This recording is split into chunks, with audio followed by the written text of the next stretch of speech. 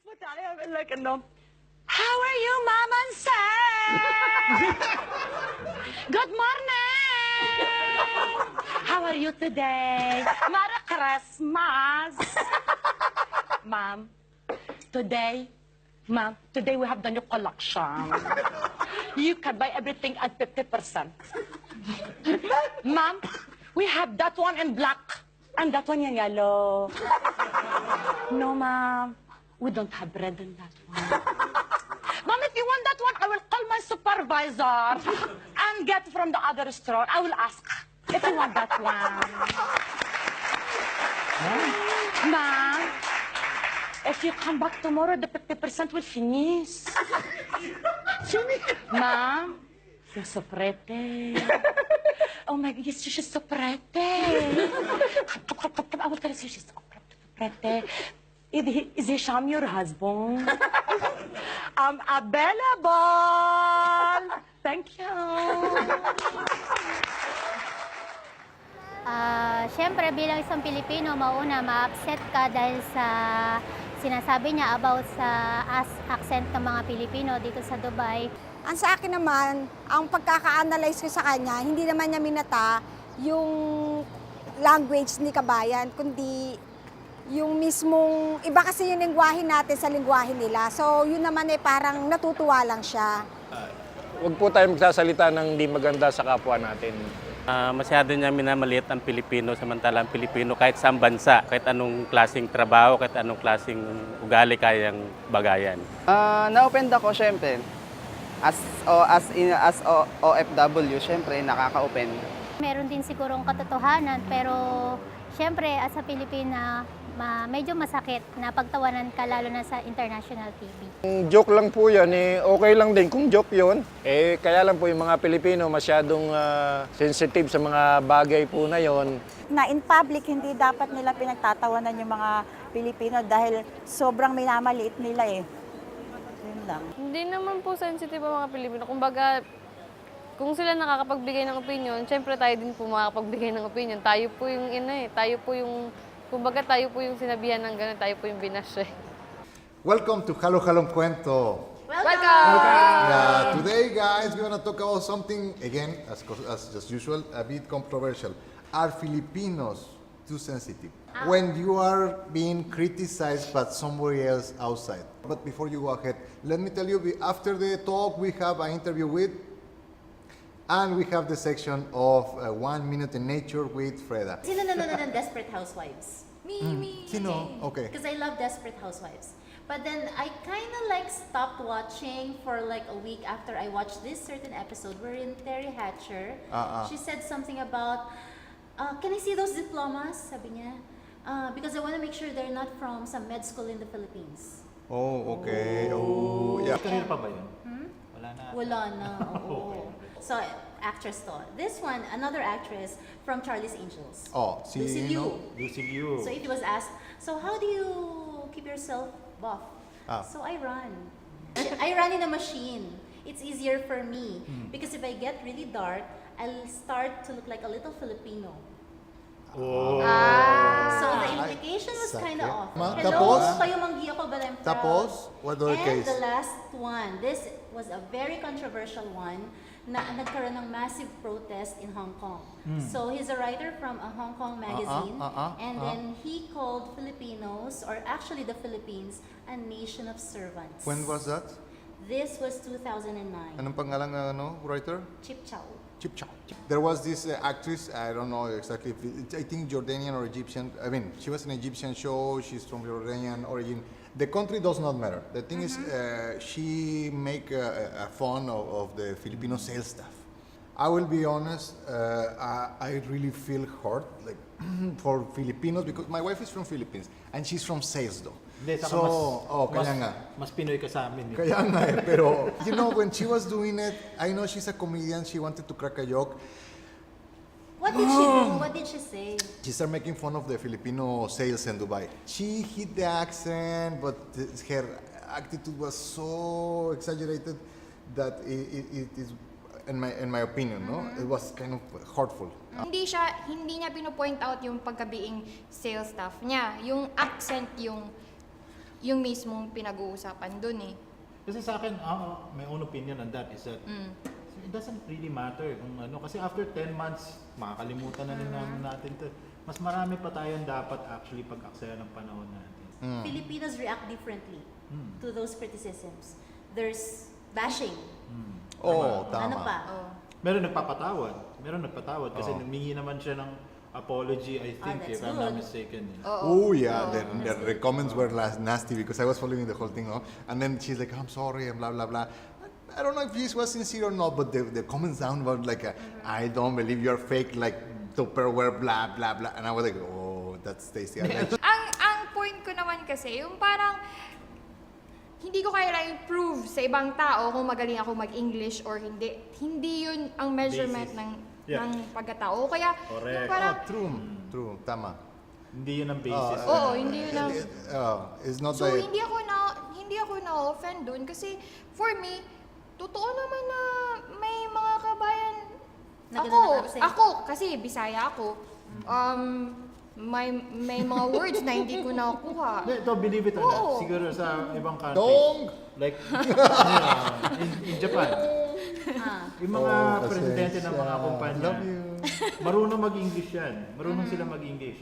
Pero they will still have a translator and they will speak in their native language. Why? Kasi the point here is that... Mas patronize nila yung yes, nila.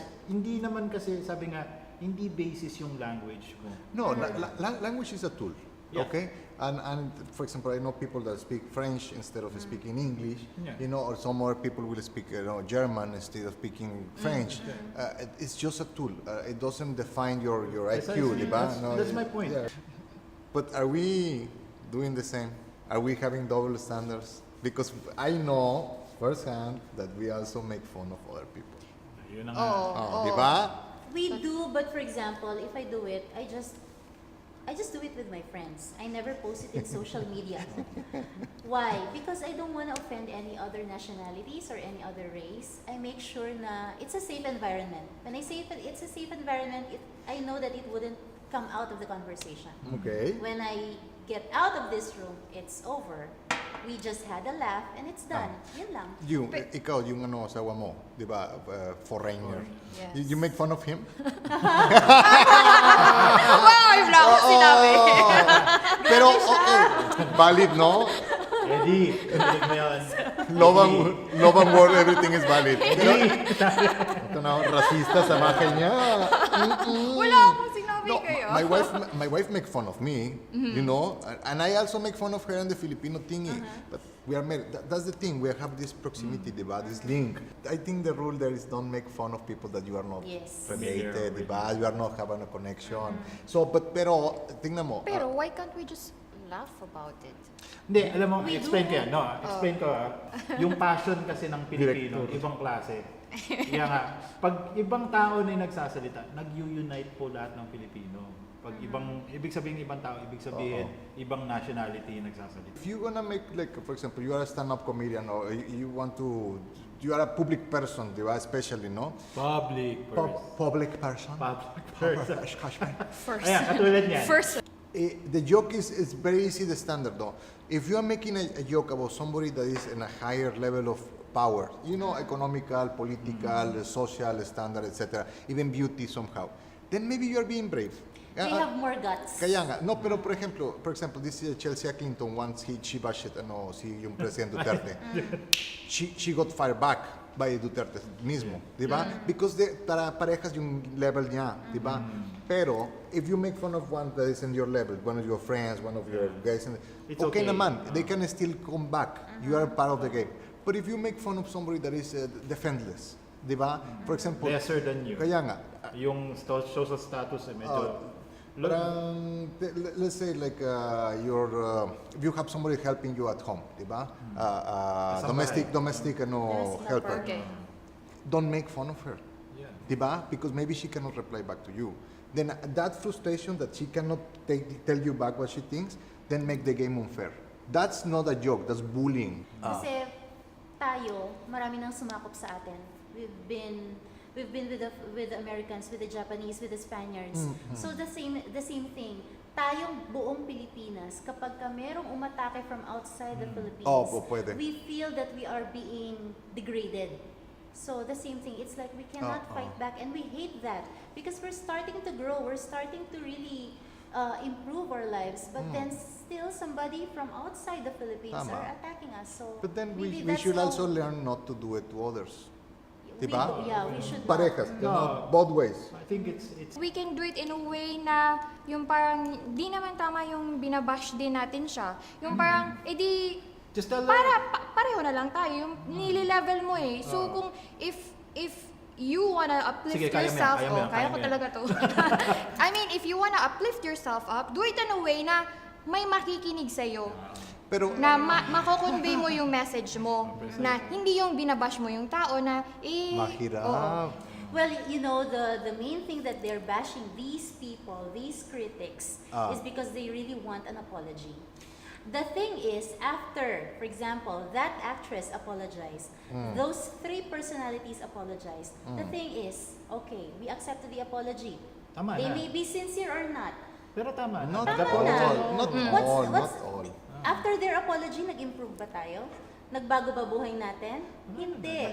Not unless we Filipinos do something about it. But diba? okay, no. What I think is, I do believe that when it's a useless criticism from somebody, you know, sometimes you want to react.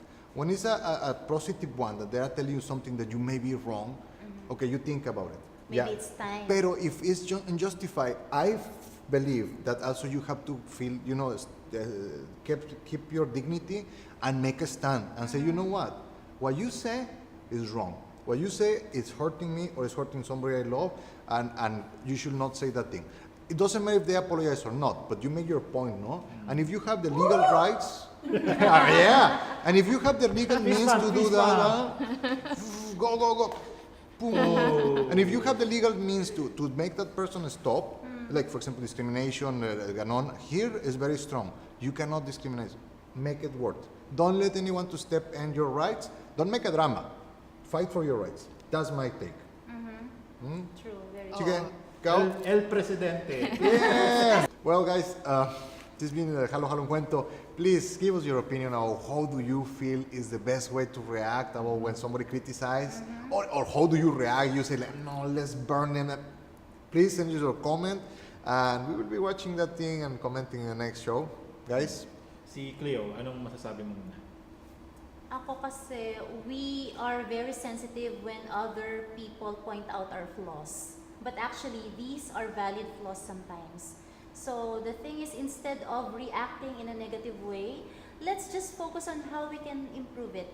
Our Filipino, masyado bang sensitive yung mga Filipinos? I think we are. Because yung pinopoint out ni Kuya kanina, kasi passionate tayo. Pero para sa akin, we should pick our battles. Hindi lahat inaano natin eh. Yung parang makakapag-asenso sa atin. Ganon. Yun yung ano. Oo, ganon. Hindi, ang masasabi ko lang dito is that we are passionate people. But let's use our passion for positive things. We cannot be sidetracked by these issues. There are so many things na kailangan pa natin gawin. Our country is improving, we're growing, the population is growing, and sabi nga, let's spend our time for more positive things. Okay, caballeros, there you have it. This was Halo Halo Cuento. Leave your comments under this and keep checking us the next week. Mabuhay. Mabuhay. Mabuhay! Bye-bye! Late.